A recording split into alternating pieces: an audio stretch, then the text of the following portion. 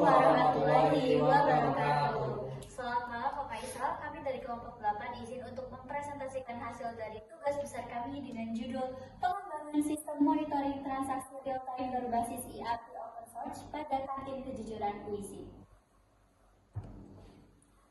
Selanjutnya, Kantin Kejujuran merupakan sebuah model layanan niaga berbasis kepercayaan trust-based self-service yang telah diterapkan di berbagai universitas termasuk di UISI.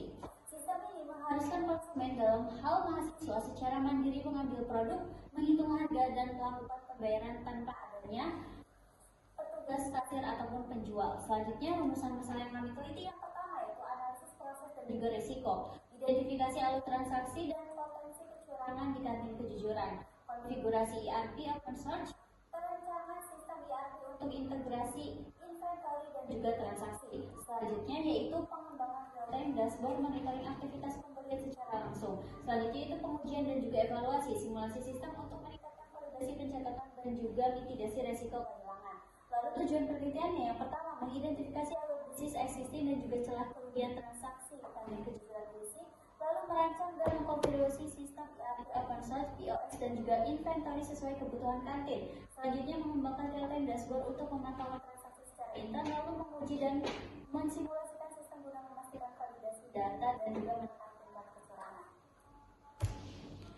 Baik, Pak Faisal, untuk selanjutnya yaitu pengumpulan dan analisis data. Pengumpulan dan analisis data ini akan kami gunakan untuk bagaimana kita mengimplementasikan ke sistem Odoo-nya. Kami memiliki 4 tahapan, mulai dari studi literatur, kita survei ke UMKM di Kantin Kejujuran, dan selanjutnya yaitu bagaimana kita mensimulasikan kegiatan Odoo. Nah, untuk analisis pengumpulan data itu sendiri dapat dimensi 8 dimensi, mulai dari keuangan, operasional, teknologi, harapan sistem. Nah, untuk keuangan sendiri kita itu bisa menjadikan informasi kuantitas kerugian finansial yang hilang dan bisa mengakibatkan kantin kejujuran ini mengalami kerugian. Selanjutnya yaitu operasional. Operasional ini kita bisa membantu bahwa pencatatan stok dan alur barang masuk dan keluar itu terlihat dengan data secara real time. Untuk harapan sistemnya, kebutuhan fungsional prioritas dari pengguna mulai dari penerima terhadap sistem usulan dan keterbukaan terhadap pembayaran. Jadi keterbukaan terhadap pembayaran bahwa sistem ini melakukan self-service yang akan dilakukan oleh mahasiswa sendiri, sehingga untuk pembayaran mulai dari cash, kris itu bisa tercatat secara real time ke penjual. Next slide. Baik Pak Faisal, untuk selanjutnya yaitu pengumpulan data dan analisis data sama dengan halnya yang sebelumnya. Dari pengumpulan ini kita mencatat sistem ini barang-barang produk apa saja yang terdapat di kantin kejujuran UISI. Nah, untuk fungsi dari pengumpulan data ini akan diinput oleh sistem Odoo dan mendapatkan inventory yang akan diinput di sistem POS. Nah, untuk data sendiri kita mengambil mulai dari barcode, dari nama produk, sales price, cost, dan sales description, dan tentunya yaitu produk kategori. Nah, untuk produk kategori sendiri ini kami mengambilnya yaitu good untuk keseluruhannya agar data Excel ini bisa kami input ke sistem ini. Selanjutnya yaitu analisis proses bisnis existing. Nah, dimensinya yang pertama Bapak ada keuangan, operasional, teknologi, harapan sistem. Selanjutnya ada pertanyaan utama yang kami ajukan. Salah satunya pada bagian keuangan, seberapa sering Anda menemukan selisih antara stok yang habis dan uang yang masuk, berapa estimasi kerugian rata-rata per hari. Kemudian untuk informasi yang kami harapkan sesuai dengan dimensi yang kami teliti, berjumlah seluruhnya adalah 9.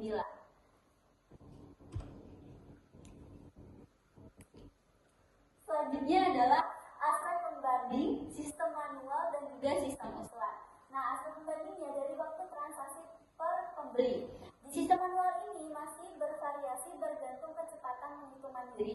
Kemudian untuk sistem usulan itu relatif konsisten, tercatat otomatis saat scan dan juga konfirmasi top up. Lalu pada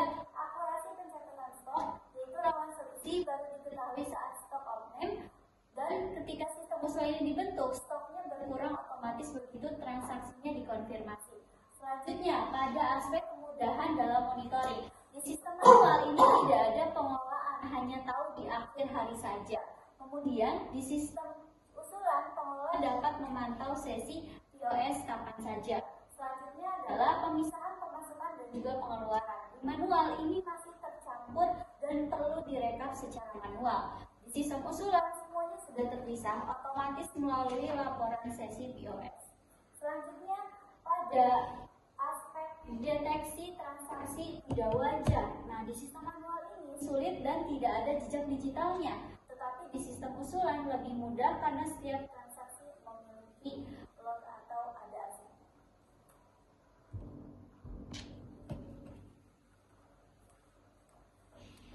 Baik, untuk slide selanjutnya yaitu analisa gap as is has to be. Untuk pertama, mulai dari kebutuhan fungsional kita membagi menjadi 5, mulai dari integrasi pembayaran kris dan otomatis.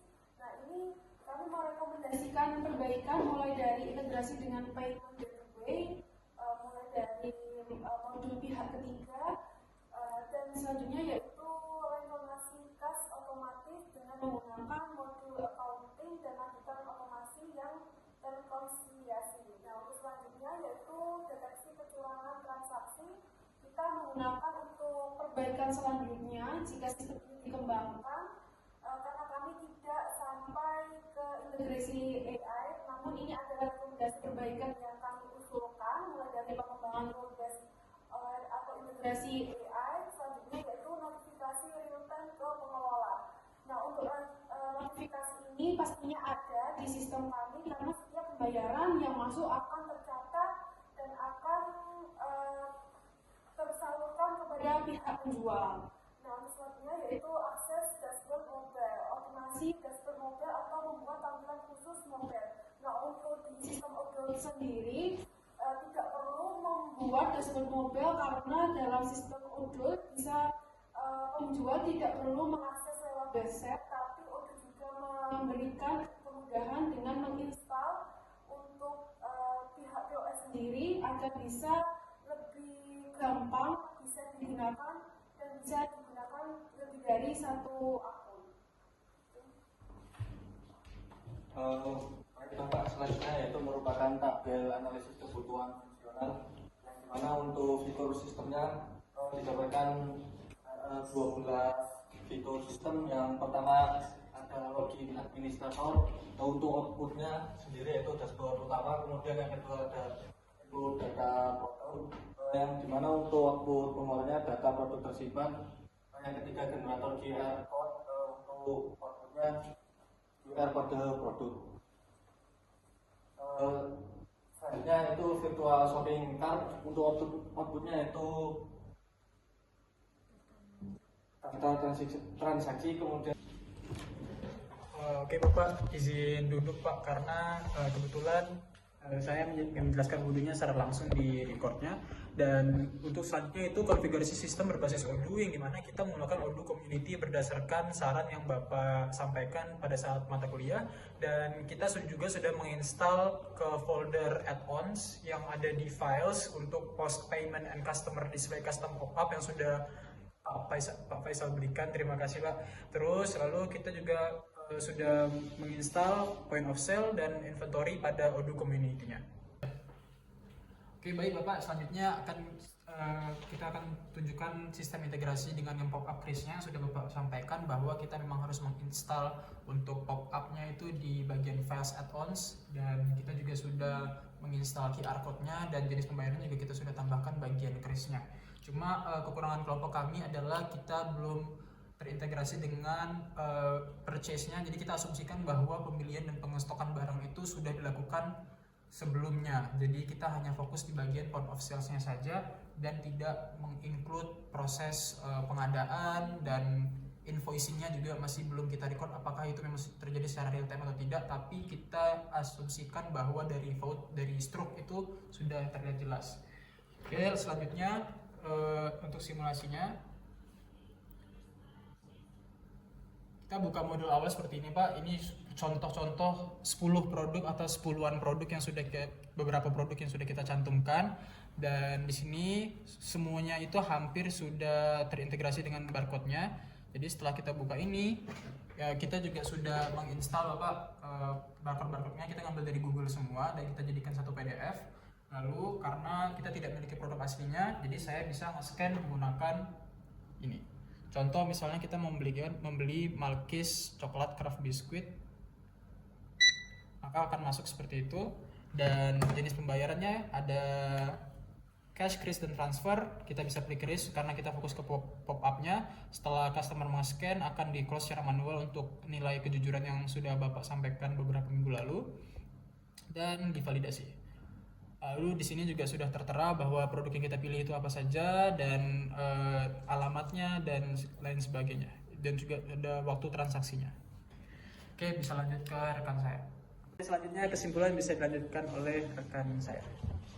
Baik Bapak, setelah penjelasan dari teman saya, kita ambil kesimpulan. Yang pertama, proses bisnis exiting berhasil diidentifikasi menunjukkan bahwa sistem transaksi masih manual dan mengandalkan kejujuran penggunaan sehingga berpotensi menimbulkan kehilangan barang, keterlambatan untuk pembaruan stok, dan kesulitan rekonsiliasi data. Kemudian yang kedua, sistem ERP Operation Source berhasil dirancang dikonfigurasi menggunakan auto community, post inventory, barcode, dan akun, sehingga mampu mengintegrasi transaksi, persediaan, dan pencatatan keuangan dalam satu sistem.